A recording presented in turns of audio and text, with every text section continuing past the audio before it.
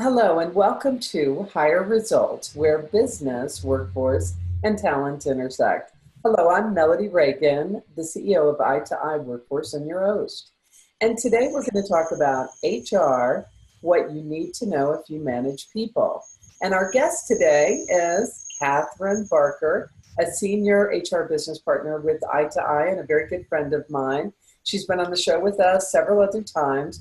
And we're going to talk about some practical HR elements for you as a manager. And let me start out by saying, if you are going to manage people, it's more than just getting them to do the deliveries and be great at their job. There's actually a lot of HR and legal compliance that you need to be aware of. So welcome to the show today, Kat. Hi, thank you, Melody. I really appreciate it. It's always good to have you. I always love our conversations. Here, let's start off. I'm just going to do a little bit of a broad brush here. And we are going to go into, at the end, some of the common mistakes that managers make. But let's start off with whenever someone tells me that I've been promoted, I'm a manager, now what? One of the things that I start off with, I look at them and I always say, you represent the company. You're not just a manager. You actually take on some additional liabilities and you represent the company. And you need to start by knowing company policies. What does that mean, and where can I, as a manager, find those company policies? Great question. Obviously, or maybe not so obviously, the employee handbook is a great place to start. And if there aren't any employee handbooks around, there are typically policies kept in a lot of the smaller companies with perhaps the CFO or the head finance person, or even maybe the payroll person, because a lot of policies are started and generated through the financial or accounting function of an organization. So what are some of the common policies that I should be looking for in the handbook? Most definitely, the first one that comes to mind is an anti-harassment policy. And with everything that's been going on in the news, who hasn't heard of Harvey Weinstein, right? We should probably always have that first and foremost at the very beginning of our handbook. Other policies would be around our pay practices, our pay dates, how to conduct oneself in terms of the business hours. Anything related to IT, servers, equipment, the gamut of that type of thing. A lot of the policy handbooks also have things like employee benefits information, where to go for this or that, including like an EAP, Employee Assistance Program, and many of those types of things. So it's really all around the employee's working relationship from kind of start to finish with any organization. So anything that would fall within that type of arrangement, kind of the life cycle of an employee. By the way, nice descriptors through the life cycle of an employee that you get in the handbook. And if as an employee, if you just join the firm, make sure one of the first things you do is read that handbook. And if you were promoted and you haven't read the handbook yet, which often happens, read that handbook. It has everything from the life cycle. It tells you about the benefits. When are the holidays? What are standard work hours? What's dress code? All the things that you need to know because you need to manage that. One of the things that I love that you started off with in terms of sexual harassment that's really important as a manager. One of the things that we don't realize, it's kind of like as a manager, once you take on that role, if you see something, you have to act. Because right. You represent the company. There are times that you might have peers that might see a behavior and they don't know exactly what to do. But as a manager, you do not have a choice because you have a legal responsibility. And if you see any inappropriate behavior, you need to immediately act. You either stop that behavior, pull somebody in to stop that behavior. You have to address the situation. Otherwise, you're going to be culpable. You have a responsibility because you represent the company and you manage workers. So the next one, here's one that I think people actually get tripped up on. I like personal information is really personal. When you become a manager, all of a sudden you have access to a ton of information that you didn't otherwise have access to before. You know somebody's social security number potentially.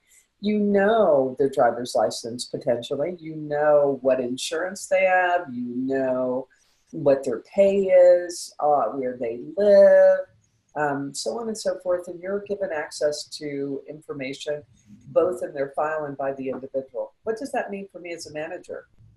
Well, you have an absolute responsibility to protect your employees and protect their information. There are privacy information laws out there that we need to be very, very clear on. I think the biggest mistake I see a lot of times in small companies and even some large companies is everybody wants to assemble a birthday list and they want to distribute that birthday list. But I can tell you from personal experience in my past, having wished someone a happy birthday that doesn't celebrate birthdays is not always well received. So it's a good idea to make sure that you have everybody's permission before you go and share that information. Other things I've seen that you as a manager have a responsibility to protect is, just as you said, their address, their phone number. They may not want that information shared. So you need to make sure you've got permission to do that. And then one other area that you mentioned as far as benefits, we have responsibilities within HIPAA. So let's say you have an employee that goes out with an extended illness and you feel compelled to tell the coworkers of that employee.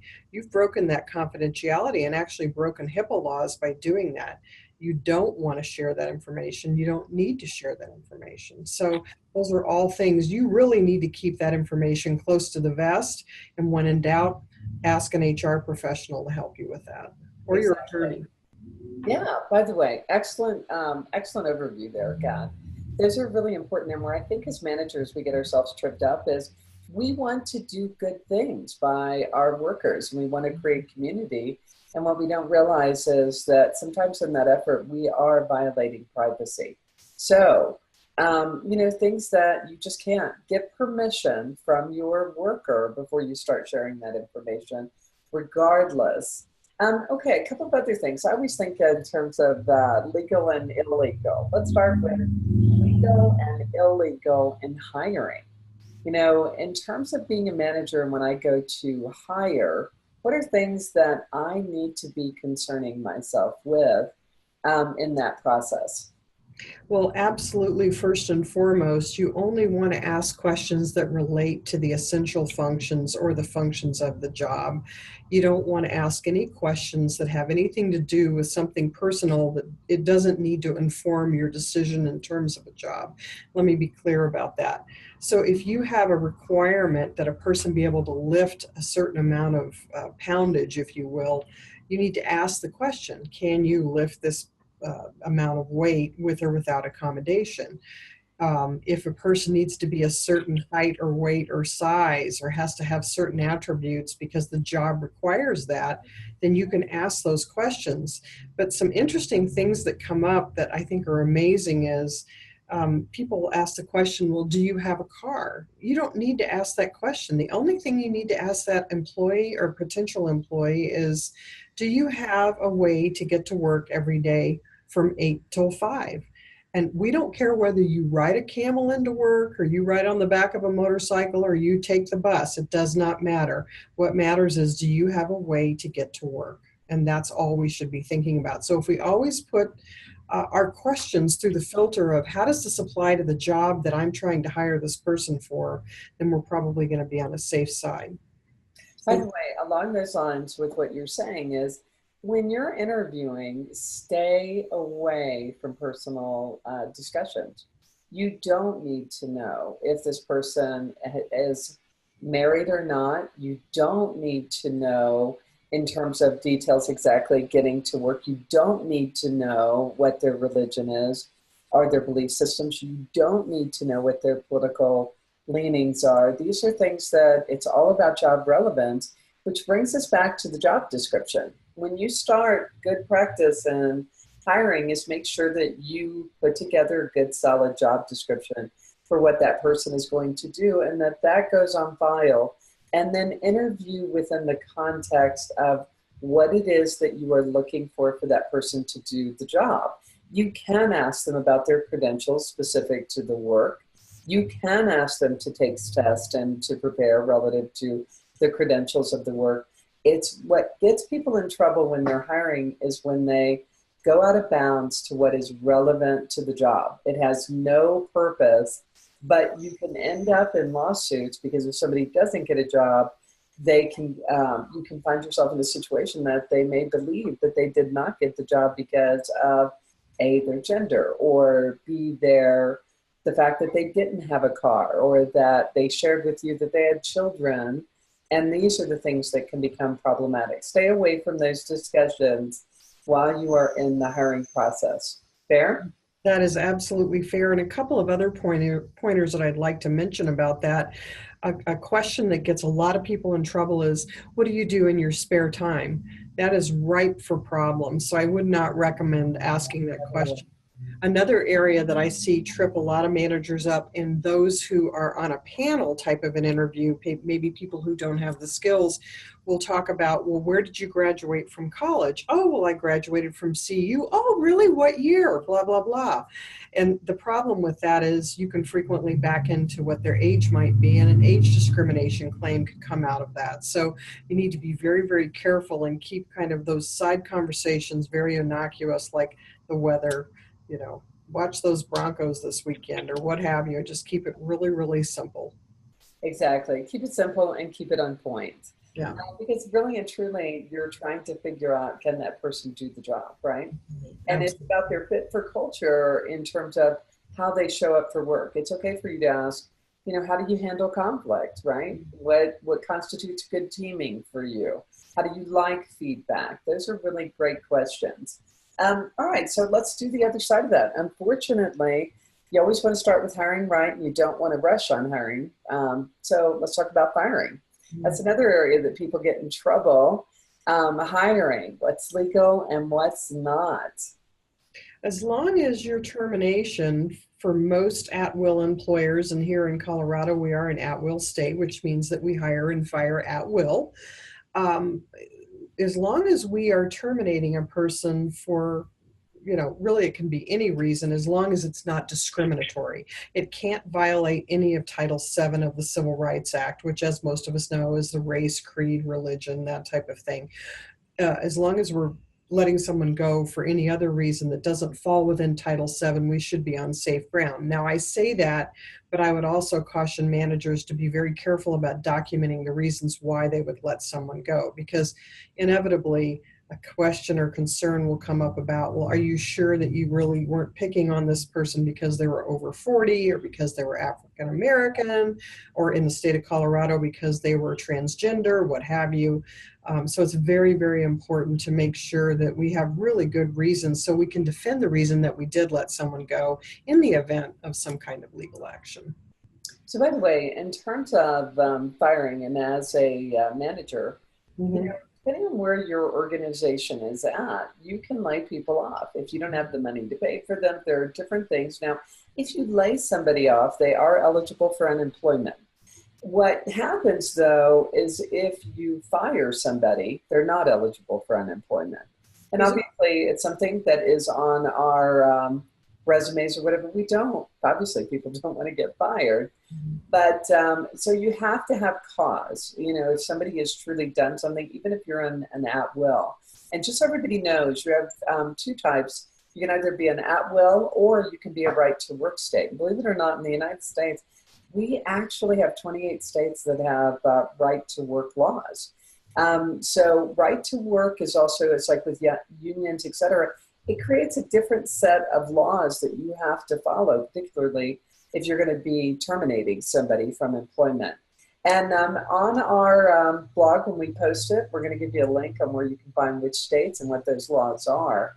But it's important that you are just in your cause. Now, what's some common causes that I could fire somebody for? What would fall into the grounds of being legal?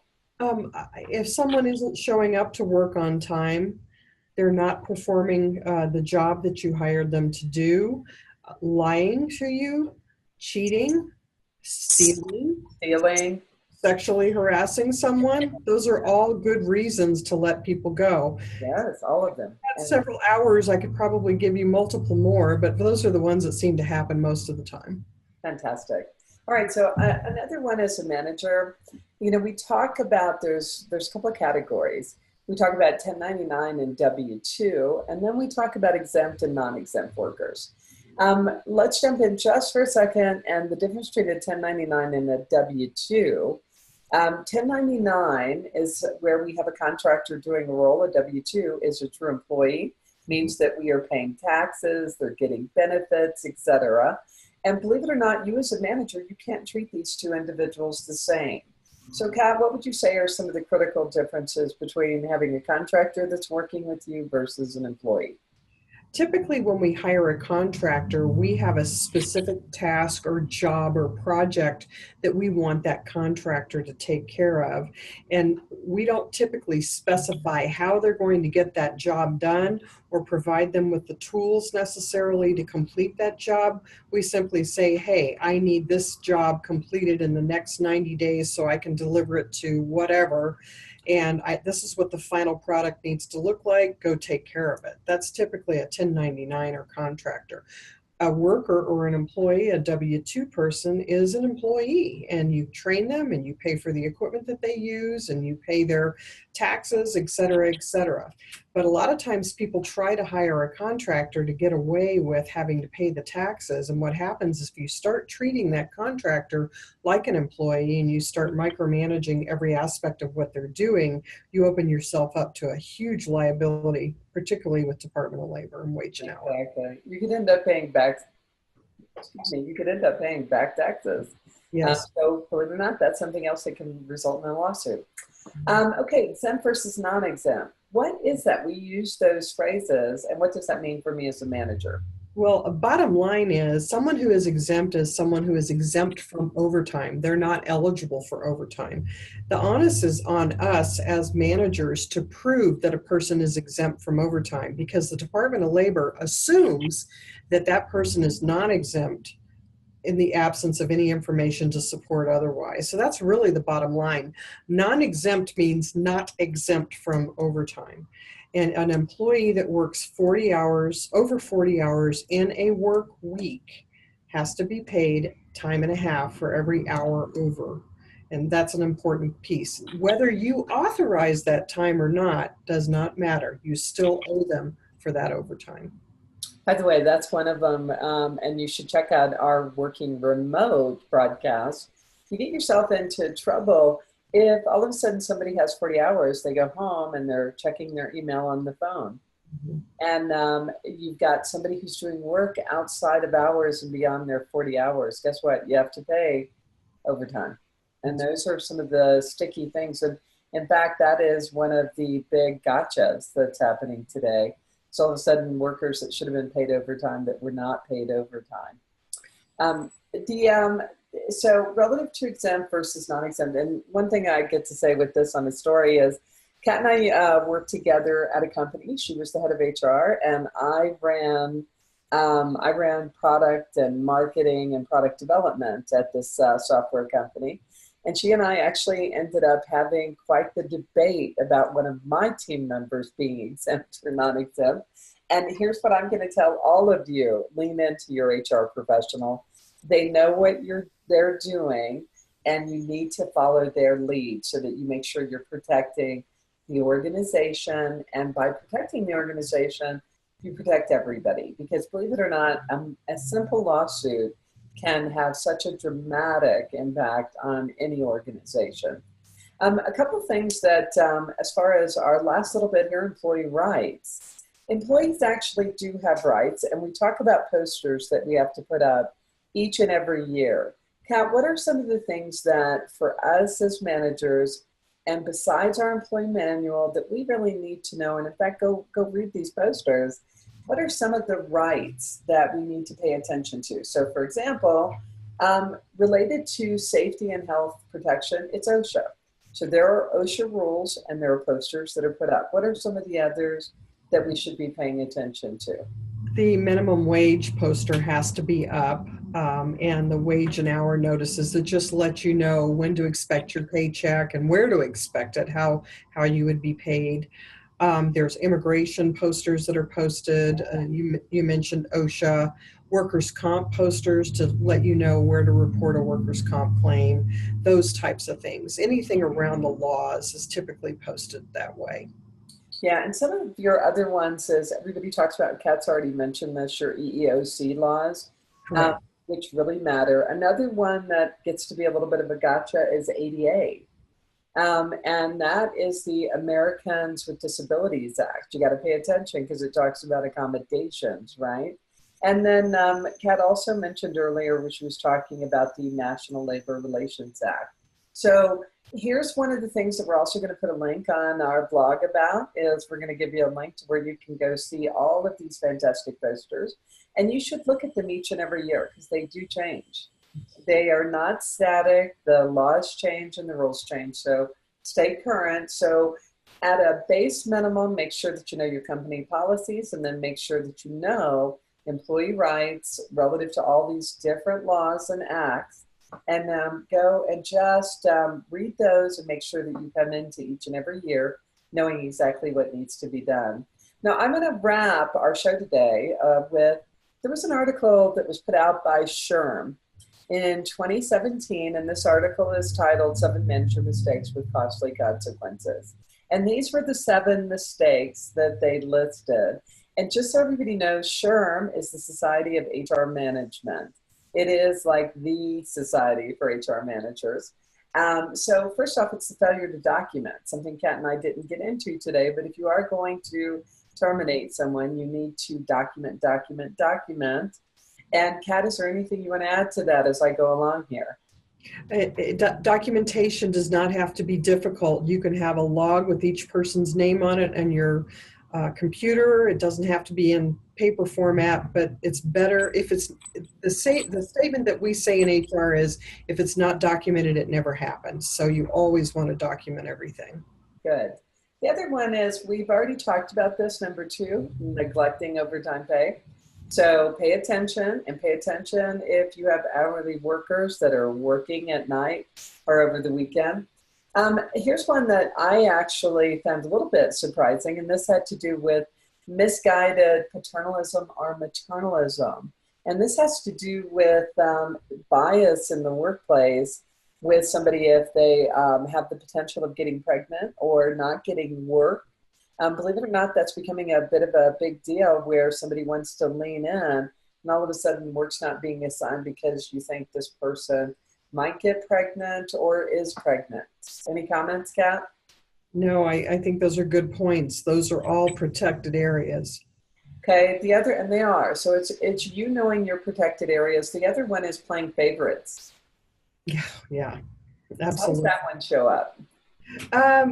Giving choice assignments, letting people leave early and not letting others, letting them have more flexibility, although that we could get into some other areas why you might allow that and not, but you've got to be careful not to show favoritism for sure. You need to treat everybody equally, and that really is, and equally within the construct of who they are. Like there's some people I need to train and others I don't, right? Mm-hmm.